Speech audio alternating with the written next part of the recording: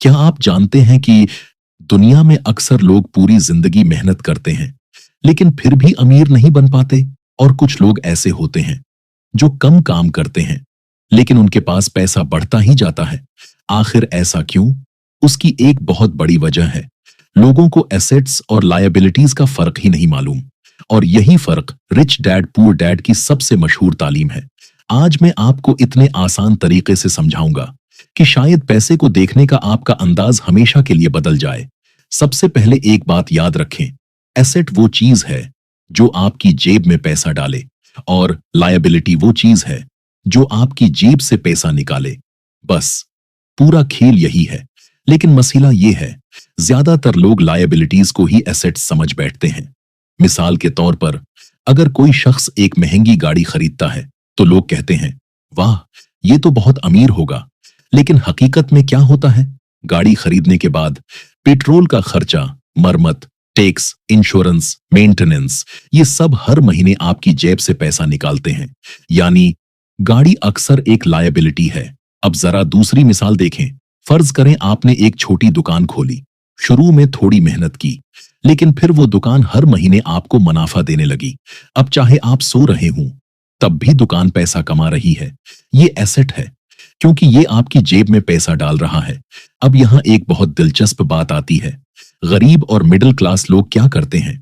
वो जैसे ही पैसा आता है फौरन खर्च कर देते हैं। नया मोबाइल, महंगे कपड़े, बड़ी गाड़ी, दिखावा, और फिर कहते हैं पैसा बचता ही नहीं, क्योंकि उनकी इनकम आते ही लायबिलिटीज में चली जाती है।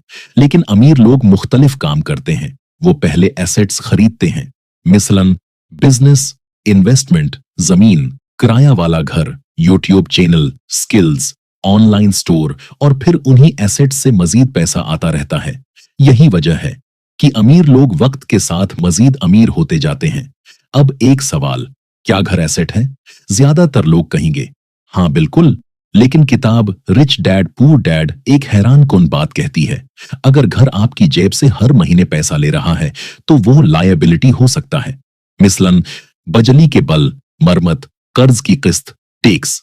लेकिन अगर वही घर किराए पर दिया हुआ हो और हर महीने आपको इनकम दे रहा हो तो फिर वो एसेट बन जाता है। यानी एक ही चीज कभी एसेट भी हो सकती है और कभी लायबिलिटी भी।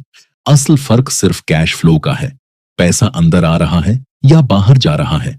अब जरा अपनी जिंदगी के बारे में सोचें। अक्सर लोग सुबह उठते हैं, नौकरी पर जाते हैं, तनख्वाह लेते हैं, फिर बिल्स, कर्ज, शॉपिंग, ईएमआई, सारा पैसा खत्म। फिर अगले महीने दोबारा वही साइकिल। उसे रैट रेस कहा जाता है। एक ऐसा चक्कर जिसमें इंसान पूरी जिंदगी फंस सकता है।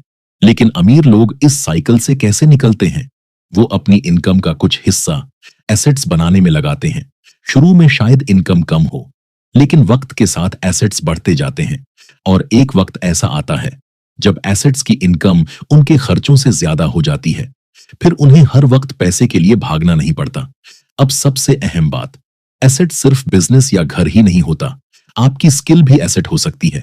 अगर आप एडिटिंग सीखते हैं, programming, graphic design, content creation, freelancing, तो ये स्किल्स मुस्तकबल में आपको पैसा दे सकती हैं। यानी नॉलेज भी एसेट बन सकती है। और अब आती है सबसे बड़ी ट्विस्ट। अक्सर लोग अमीर नजर आना चाहते हैं, लेकिन हकीकत में अमीर बनना नहीं सीखते। महंगी चीजें खरीदकर इंसान अमीर दुख तो सकता है, लेकिन अमीर बनता एसेट्स से है। इसीलिए बहुत से लोग बाहर से अमीर लगते हैं, लेकिन अंदर से कर्जों में डूबे होते हैं। जबकि कुछ लोग सादा जिंदगी गुजार रहे होते हैं, लेकिन खामोशी से एसेट्स बना रहे होते हैं। और वक्त के साथ वो माली तौर पर आजाद हो जाते हैं।